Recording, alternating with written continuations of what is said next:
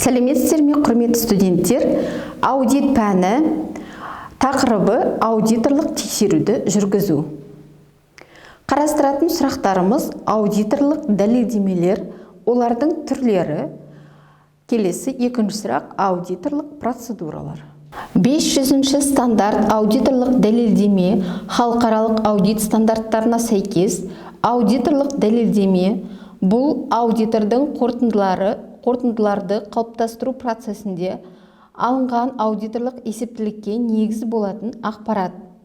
Аудиторлық дәлелдемелер алғашқы құжаттарды, бухгалтерлік жазбаларды және өзге көздерді ақпараттарын қамтиды. Аудиторлық стандарттар жөніндегі САС нөмірі 31 ережеде қаржылық есептілікте көрсетілген тұжырымдамалардың негізділігін растау қажетті дәлелдемелер бухгалтерлік есепке қатысты базалық мәліметтер мен аудитордың алған бүкіл растаушы ақпаратты қамтиды. Қаржылық есептіліктің дайындаудың алғы шарттары қаржылық есептілікте көрсетілген аудиттелетін ұйым басшылығы жасаған айқын немесе анық емес нысандағы тұжырымдамалар. Бірінші, алғы шарттар келесі элементтерді қамтиды. Бар болу, белгілі бір мерзімдегі қаржылық есептілікте көрсетілген активтер немесе міндеттемелердің болуы.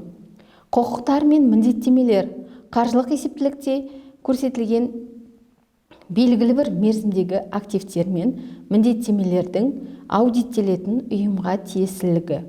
Пайда болуы қарастырылып отырған мерзімде аудиттелетін ұйым қызметіне қатысты орын алған шаруашылық операциясы немесе оқиға. Толықтылығы келесі. Бухгалтерлік есепте көрсетілмеген активтер, міндеттеме, шаруашылық операциясының немесе оқиғаның болмауы, ашылмаған есеп бабының болмауы. Келесі құндық бағасы. Қаржылық есептілікте активтердің немесе міндеттемелердің тиісті құнын дәлел көрсету.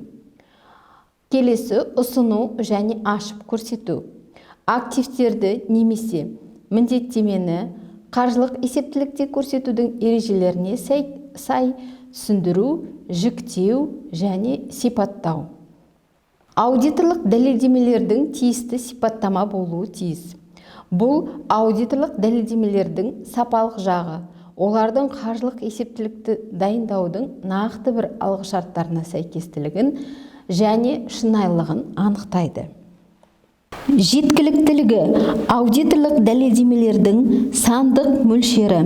Қажетті аудиторлық дәлелдемелердің санын анықтаумен байланысты қатаң критерийлер бекітуге болмайды. Яғни тексерудің нақты көлемін анықтау мүмкін емес. Себебі есептіліктер бойынша тексерілуге тиісті ұйымдардың сыртқы ұқсастығы болмағанымен қажетті аудиторлық дәлелдемелер саны әртүрлі болады.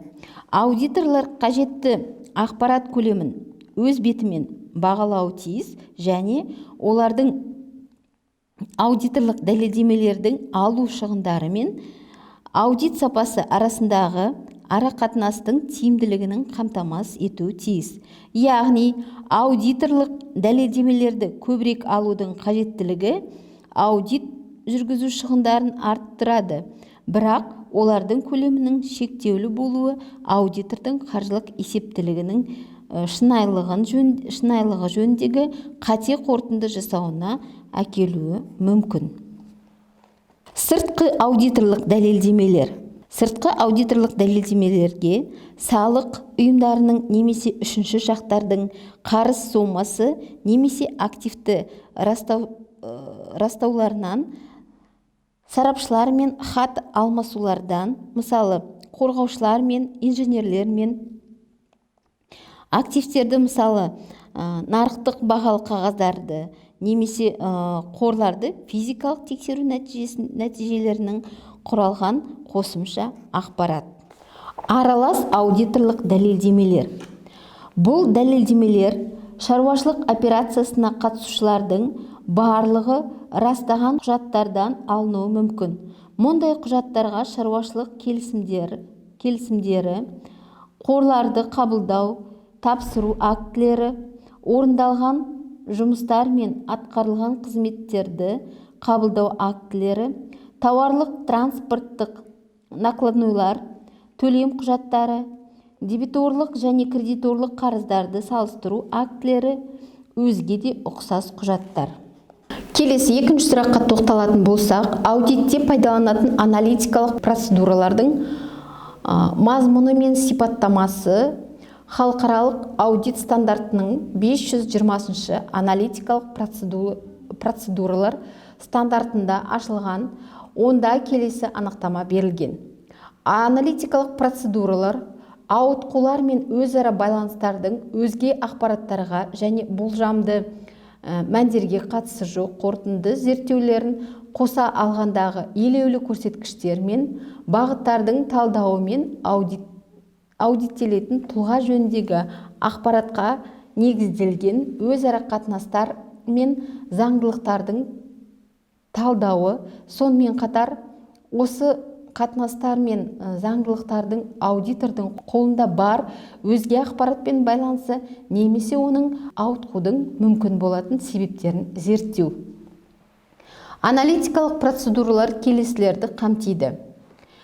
Аудиттелетін тұлға жөніндегі қаржылық және өзге де ақпаратты өткен кездердің салыстырмалы ақпараты мен аудиттелетін тұлға қызметінің күтілетін нәтижелері мен ұқсас қызметті жүзеге асыратын ұйымдардың ақпараттарының салыстырылуы.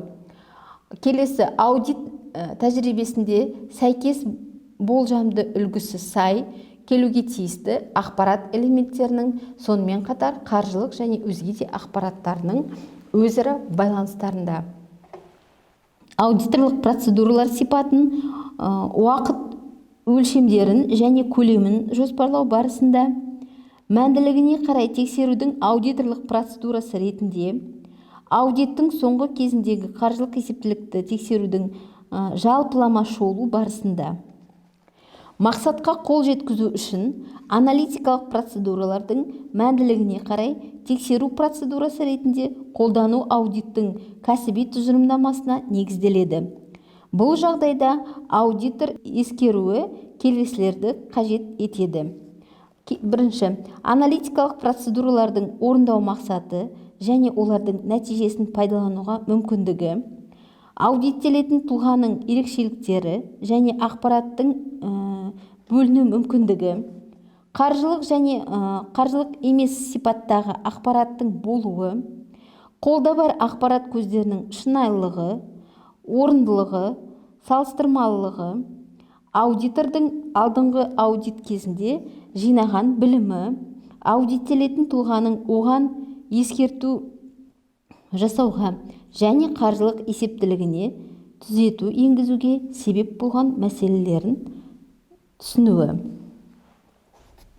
Аудитор аналитикалық процедуралардың аудитінің соңына қарай немесе нақты соңғы сатысында аудиттелетін тұлға жөніндегі қалыптасқан пікіріне оның қаржылық есептілігінің сәйкестігі жөнінде жалпылама қорытынды жасау барысында қолданылуы керек.